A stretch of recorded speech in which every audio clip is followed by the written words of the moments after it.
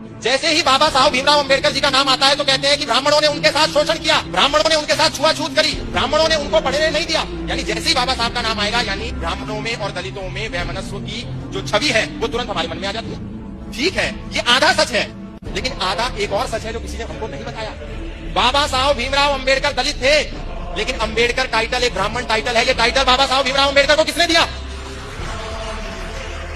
बाबा साहब भीमराव अंबेडकर के पास जब पढ़ने के लिए पैसे नहीं थे, धन नहीं था, संपत्ति नहीं थी, संसाधन नहीं थे, तो वो लंदन पढ़ने कैसे गए?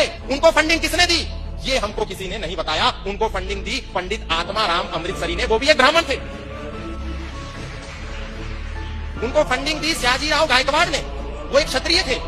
उनको फंडिंग दी छत्रपति शाहू जी महाराज ने। जब उन्होंने वहां से लौटने के बाद सोचा कि मैं अपना एक अखबार निकालता हूं, तो उसका नाम था मूक नायक, लेकिन अखबार को निकालने के लिए पैसा नहीं था। इसने पैसा दिया, छत्रपति शाहू जी महाराज ने दिया।